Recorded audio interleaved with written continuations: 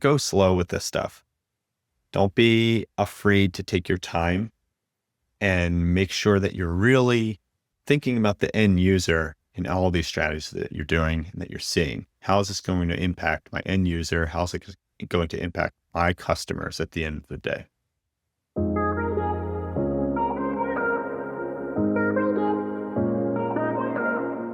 Hi, I'm Vince Nero, and this is SEO in 2026. Vince, what's your number one SEO tip for 2026? Well, David, things are changing so rapidly with AI. I think you should be leaning on what works for people and not the algorithms. And will what works for people naturally mean that you're successful in catering towards the newer algorithms? So it's interesting. That's the kind of the big question. In theory, Google's algorithms and the tools that they build want to answer for users, right? Like there are some tinfoil theories where, they're optimizing for ad dollars and publishers. And to an extent, they do want to keep people on Google, right? Because that's where they get paid. But I think at the end of the day, that type of mindset is going to be very limiting, and you end up forgetting about your customers. So I do think the idea is think about your customer first and how they would want to interact with your page, how they want to interact with your content, your site, your brand. And that will lead you to the things that are ultimately going to be best for your company. Like thinking about it this way, if you're building your content strategy or your brand itself on exploits and hacks that you see work, you're kind of building a house of cards. And we've seen multiple times that Google will often pull the rug out from under you and can easily knock these down. Whereas the brands that are like really crushing it are the ones that have built a brand. It's easy to think that Google prefers, or these algorithms prefer, the big brands, but really those are also the ones that just have built great brands and they've built brand notoriety. Like that's why they're getting clicked on, not because they've, exploited some hack or some tactic that they saw on LinkedIn that works for a week. Naturally, I think you will find that if you're doing things for customers, Google will reward you. It might be more in a macro sense, but ultimately, that's what you should be striving for. So you've mentioned Google at least 3 times there. Are you saying that people first approach would also work potentially just as effectively for ChatGPT? Yeah, I think ultimately, again, all these tools are trying to simulate the way that a user is going to want to think and talk. Otherwise, they're not going to last long, right? Like if you have a tool that doesn't connect with the users, the ultimate end user, it's not going to last. So, or be helpful.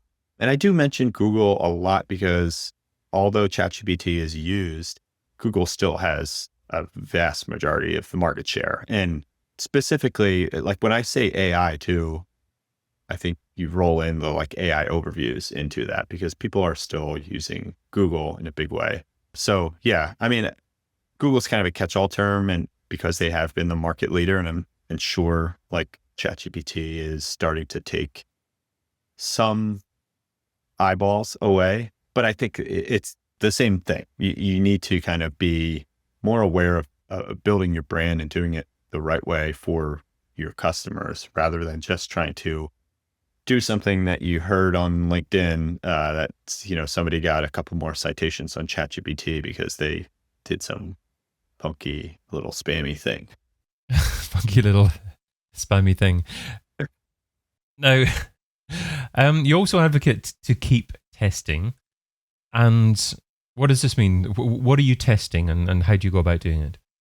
Yeah, so I think kind of the ways that I kind of come about some of these thought processes is that it is okay to be open to trying these things. Like you don't have to outright discount everything you see, but it's an important, like if you do decide like I'm going to try this tip or something, it is important to test to see if it works, what impact it has.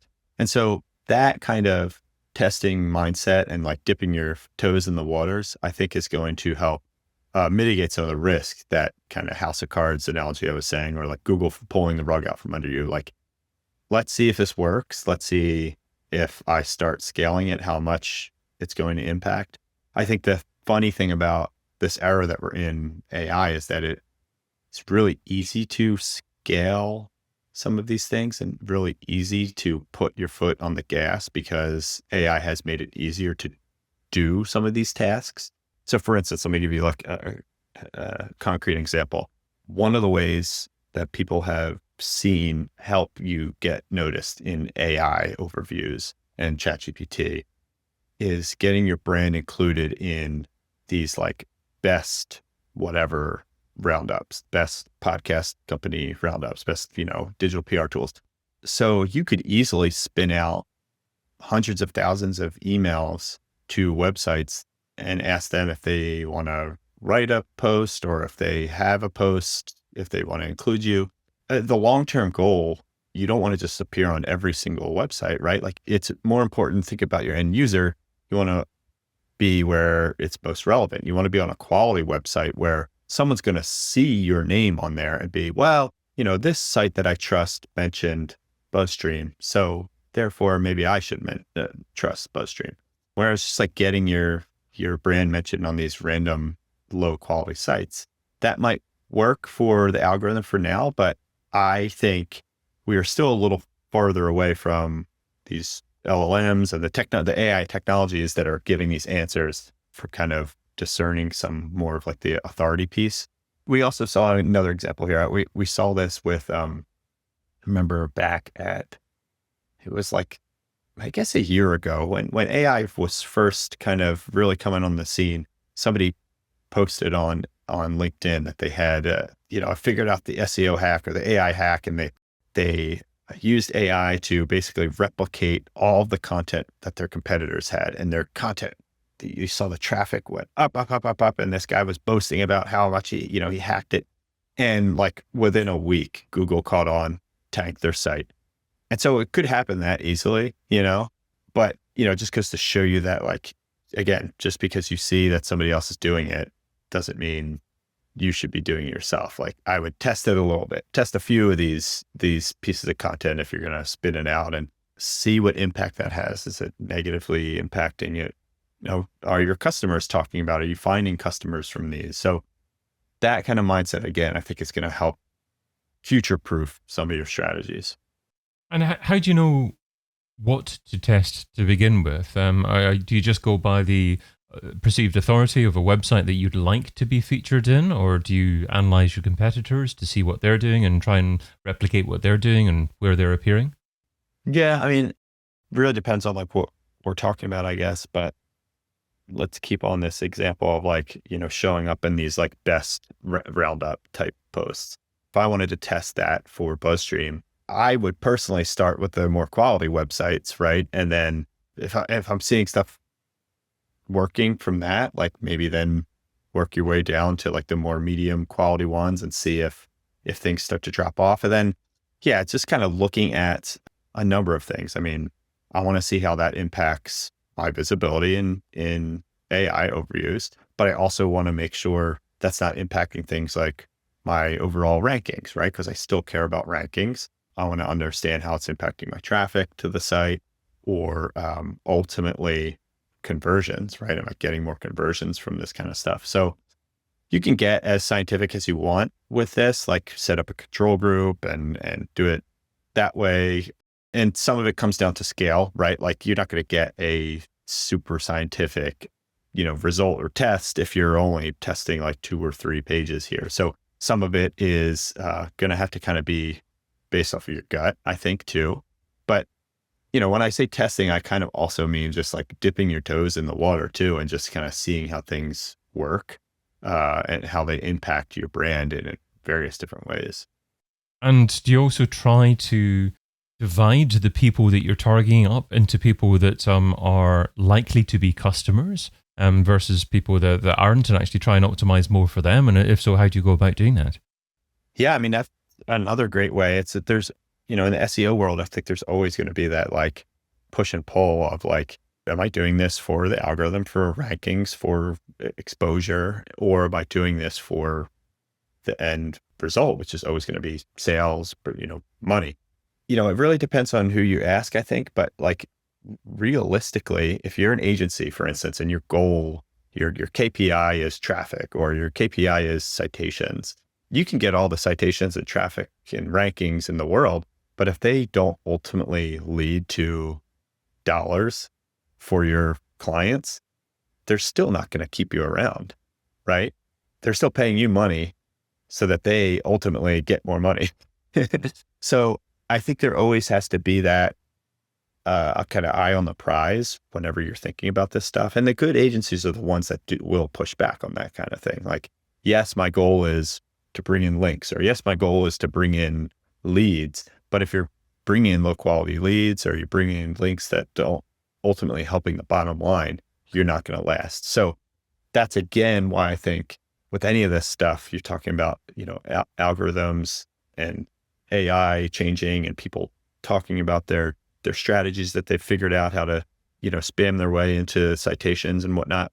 Ultimately, if you're thinking about that bottom line, thinking about that customer, that's what's really going to help you in the long run. So how do you keep on top of what are the latest trends to test? Do you read on a regular basis? Which places do you read online, and who do you know to pay attention to?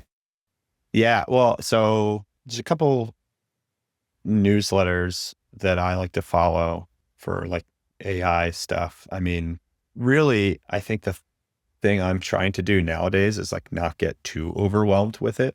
So my tip itself is like kind of step back a little bit too, and like kind of see where things are going and not be too antsy, like you don't want to just jump on the first thing you see. So I like to kind of take it all in like a sponge a bit. So I do have a couple email newsletters. I really like the Candor's newsletter from Mark Williams Cook, and what is it called? SEO Updates, I think. They do a great job. There's a handful of them. Aleta Solis has one, SEO Updates.